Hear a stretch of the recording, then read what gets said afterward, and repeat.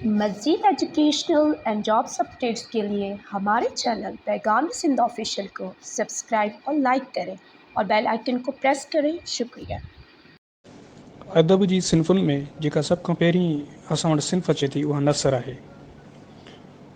नसर बुनियादी तौर ते असीं जेका बि ॻाल्हि ॿोल या लिख पढ़ सिधे तरीक़े सां कयूं था उनखे नसर चइबो आहे। नसर जूं वधीक जेके सिन्फ़ूं नी उन्हनि में पहिरियों अचे थी सवाने उमिरी।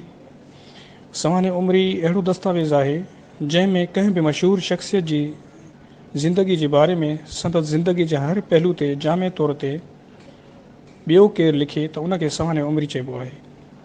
उनखां पोइ अचे थो आत्म कहाणी। आत्म कहाणी नसर जी उहा सिन्फ़ आहे जंहिंमें लेखक पंहिंजी ज़िंदगीअ जो अहवालु पाण लिखे त उनखे आत्म कहाणी चइबो। उनखां पोइ असां वटि अचे थो ख़ाको। ख़ाको उन दस्तावेज़ खे चइबो आहे जंहिंमें कंहिं बि मशहूरु शख़्सियत जे बारे में ॿियो को मुख़्तसिर अहवालु लिखी करे ॼाण ॾिए। सफ़रनामो।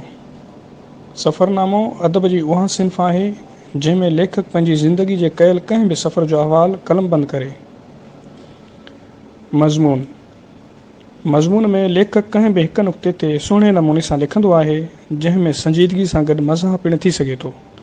मज़मून में कंहिं बि मौज़ू ते पाबंदी न हूंदी आहे पर अंदाज़ बयां दिलकश ऐं ज़ुबान में रवानी हुजणु लाज़मी आहे।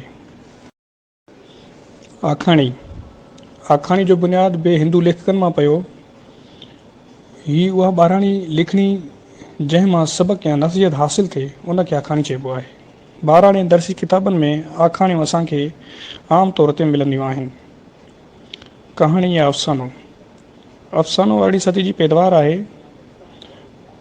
अफ़सानो मुख़्तसर हूंदो आहे ऐं उन सां गॾोगॾु समाज जे मसइलनि जो अक्स उन में शामिलु हूंदो आहे। सिंधी अदब में अफ़सानो अंग्रेज़नि जे दौर में शुरू थियो। नॉविल। नॉविल बुनियादी तौर ते अंग्रेज़ी ॿोली जो लफ़्ज़ु आहे जंहिंजी माना आहे का नई शइ। नाविल में हिक खां वधीक रुख़नि ते लिखियलु हूंदो आहे जंहिंमें समाज जे मुख़्तलिफ़ मसइलनि जे ख़्यालनि जे जज़्बनि जे अहसासनि जी अकासी थियलु हूंदी आहे। सिंधी अदब में नाविल तर्जुमे सां आयो जेको 1870 में दीवान उधाराम साधू नेवल राय गॾिजी अंग्रेज़ी नाविल रसीलास जो सिंधी में तर्जुमो कयो। मकालमो। हिक खां वधीक माण्हुनि जी थियल गुफ़्तगू खे असीं मकालमो चवंदासीं।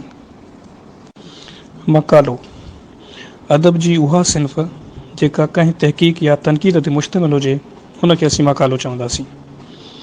पोइ उहा तहक़ीक़ या तनक़ीद कंहिं बि शख़्स ते हुजे, हुन जे इल्मी पोरे ते हुजे, कंहिं किताब ते हुजे या इंसानी ज़िंदगी सां तालुक़ु रखंदड़ कंहिं बि मौज़ू या शइ ते हुजे उनखे मकालो चइबो। मकालमो हिक खां वधीक माण्हुनि जी पाण में थियल गुफ़्तगू खे असीं मकालमो चवंदासीं।